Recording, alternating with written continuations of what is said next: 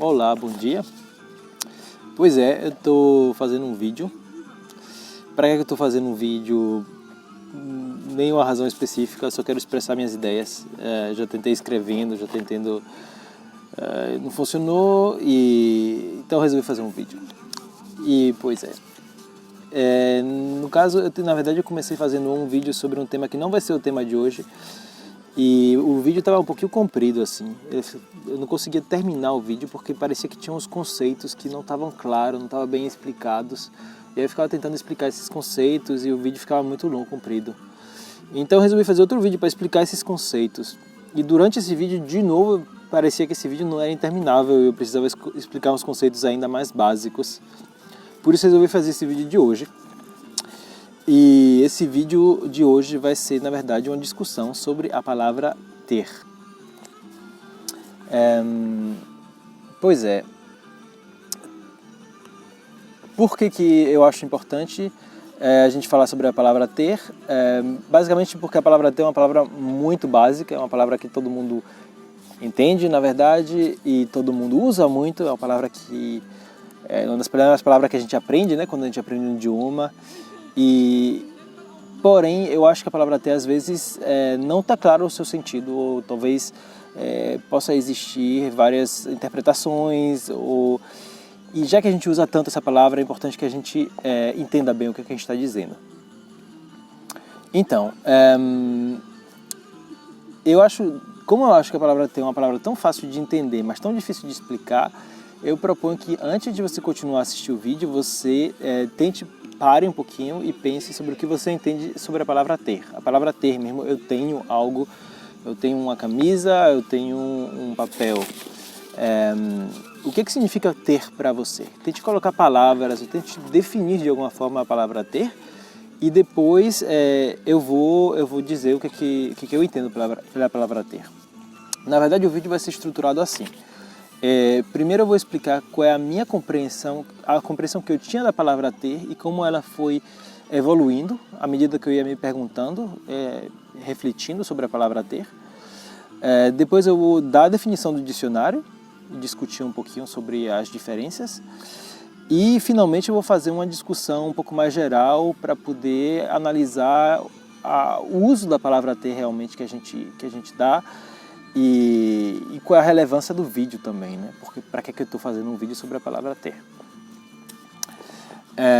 Desculpa se tiver muito barulho aí, tem um pessoal dançando aqui. Mas espero que esteja tudo bem. Eu recomendo que você pare agora o vídeo e você pense o que é ter, o que significa ter. E depois você volta e a gente vê isso junto. Tá bom, obrigado.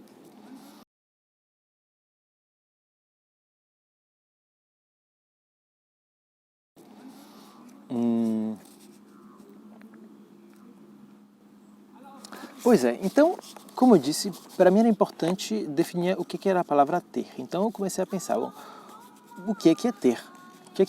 Por que eu posso dizer que eu tenho algo? O que significa quando eu digo que eu tenho algo? E as palavras que vinham na minha cabeça eram todas frases ou palavras que, na verdade, eram bastante redundantes. Eu tentava dizer, eu tenho o que é meu, redundante, ou seja... aquilo que é meu é o que eu tenho, era a mesma frase de outra forma. Tinha muito a ver com o meu, né? E com a posse, né? Isso dava para ver que tinha muito a ver com a posse. Mas a posse no final acabava sendo um sinônimo. Eu queria encontrar outra forma de definir o ter. Eu tinha uma ideia de controle também que eu percebia, né? Ou seja, eu tenho o que eu posso controlar, o que está baixo do meu controle. O que eu posso decidir o que vai acontecer com o que eu tenho, né? Era um pouco essa ideia que eu tinha. Mas como eu não conseguia botar palavras nisso, eu pensei, na verdade, que ter talvez fosse uma dessas palavras que você não pode definir através de outras palavras. Acontece com sentimentos, por exemplo, ou estímulos sensoriais, né, como a cor. Como é que você pode definir uma cor? Você não pode realmente usar palavras para dizer o que é o vermelho. Você pode mostrar algo que é vermelho, ou você pode, através da experiência, fazer entender à pessoa o que você está falando quando você diz vermelho. Mas você não pode definir propriamente dito. Por isso eu achei que a palavra ter talvez fosse assim. Então eu pensei, bom, então se eu quero de certa forma definir a palavra ter, ou se eu quero ter certeza que estamos usando a palavra da mesma forma, então eu devo, de certa forma, passar a minha experiência através do ter, passar um sentimento que eu sinto, tentar transmitir o que é que eu sinto quando eu penso na palavra ter, o que é ter. E então eu cheguei a essa representação que eu vou mostrar agora para vocês. Basicamente eu desenhei um círculo que me representa a mim, um círculo grande, Juan, e dentro desse círculo existem vários círculos menores que são as coisas que eu tenho. E assim é como eu via o ter, eu sinto o ter. O ter é tudo, eu tenho tudo que está dentro do meu círculo. Esse círculo é um pouco como a minha zona de controle, as zonas que eu posso decidir o que vai acontecer porque está dentro do meu círculo. É o que separa do exterior, das outras pessoas, né? O interessante era pensar que se alguém quisesse tirar algo de mim, ele teria que realmente romper esse meu círculo, como rompendo a minha integridade, né? Ferindo minha integridade de certa forma, poder arrancar o que eu tenho de dentro de mim. E isso de certa forma representava bem a ideia que a gente tem também quando alguém nos rouba, a frustração que a gente tem de perder algo que é nosso, que quase, de certa forma, nos define quase, né? O que a gente tem quase nos definia como parte desse círculo. Pois é, isso era a primeira intuição que eu tive ao pensar na palavra ter e a forma de representar a palavra ter. Depois, com o tempo, você vai começando a pensar em exemplos mais práticos, né? E você se dá conta que, na verdade, esse círculo é bem bonito, mas que ele é bem subjetivo, né? Ou seja, eu posso construir esse círculo e dizer que eu tenho essa camisa, que eu tenho esse gato, esse cachorro, que eu tenho esse carro, mas outra pessoa pode ver isso de outra forma totalmente diferente. Ou seja, o gato, por exemplo, pode ser um gato que eu acho que é meu, mas que eu tenho junto com minha irmã talvez vai achar que é dela também. Ou imagine que você compra um objeto roubado, você acha que é seu, mas dado que esse objeto foi roubado, outra pessoa também acha que é dela esse objeto. Então, esse ter, na verdade, não deixa de ser, esse círculo e essa representação não deixa de ser algo totalmente subjetivo. E isso é, de certa forma, claro, porque não existe, a verdade é que não existe uma regra universal que define o que é que você tem, o que é que você não tem. Não é como se existisse um ser superior, um Deus que dissesse, ok, tudo que você compra é aquilo que você tem, ou uma regra universal que seja, ou o que você usa é aquilo que você tem, o que você controla é aquilo que você tem. Não, na verdade não existe essa regra e nós simplesmente podemos dar nossa interpretação da posse, né? Ou seja, eu posso achar que algo é meu, mas a verdade é que enquanto eu manter o controle sobre essa coisa, eu direi que será meu, mas até o dia que alguém puder tirar isso de mim e essa outra pessoa achar que é dela por direito, então já não será meu.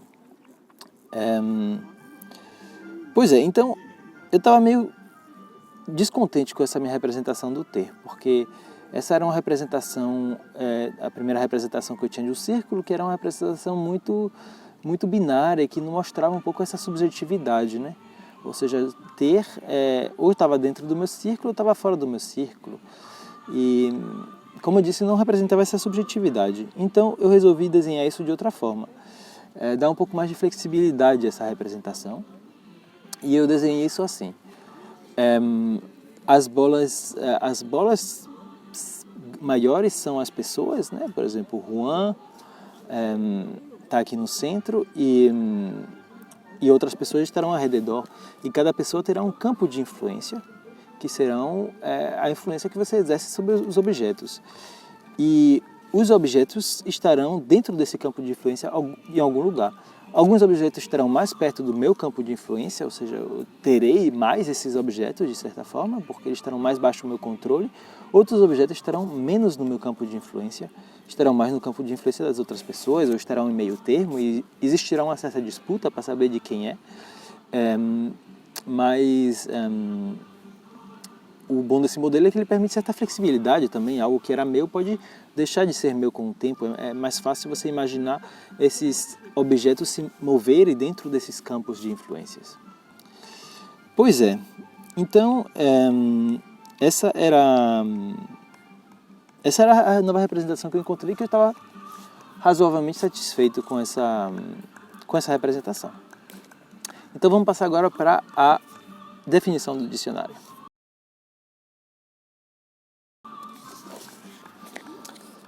Pois é, então, depois de ter pensado e de ter feito minha própria interpretação da palavra ter, eu resolvi olhar no dicionário para verificar se estava certo ou se mais ou menos eu estava falando besteira ou estava totalmente equivocado.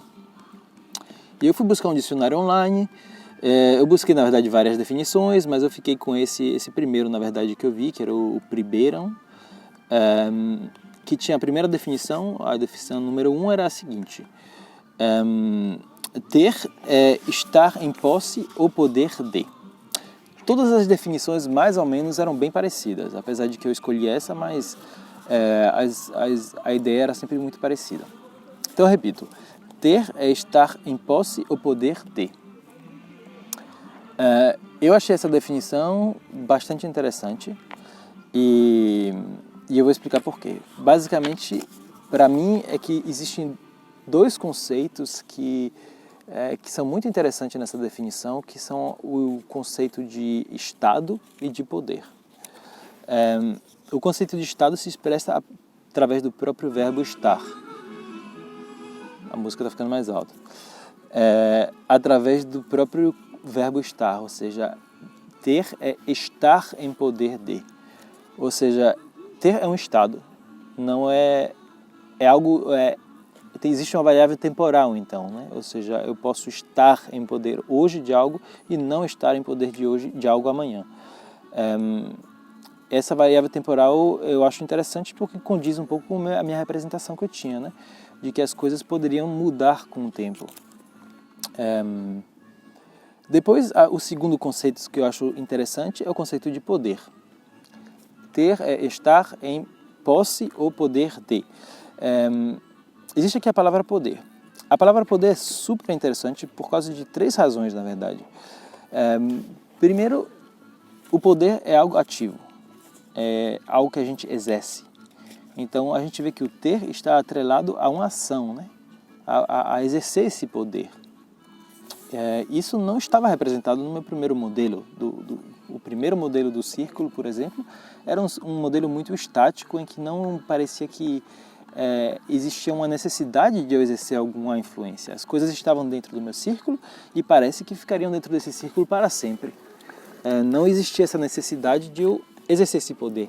Nessa minha segunda representação, sim, existia esse campo de influência, ou seja, existia essa necessidade de eu exercer essa influência sobre os objetos. Se eu deixar de exercer essa influência, o objeto deixa de ser meu. E nessa definição do dicionário, repetimos essa ideia de poder. Então, é primeiro interessante por isso, porque o ter se torna algo ativo nessa definição. Depois,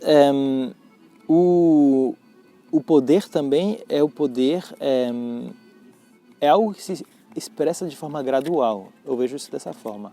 Ou seja, não estamos em 100% do poder ou 0% do poder.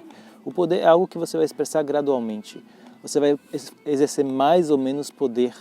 Você vai estar em mais ou menos poder do seu objeto. E isso também contradiz essa ideia muito binária que eu tinha na minha primeira representação. Ou seja, antes os objetos ou estavam dentro do meu círculo ou estavam fora do meu círculo. E era totalmente binário. Ou tinha o poder, ou como se eu tivesse... Ou tinha o poder ou não tinha o poder, mas não é assim. Na prática, você exerce mais ou menos o poder sobre as coisas. E as coisas estarão mais ou menos baixo do seu controle. E por isso eu acho também interessante essa ideia de poder. Então, voltando a repetir, ter é estar em posse ou poder de. Eu fiquei muito satisfeito de ver que a minha representação combinava bem com essa definição do dicionário.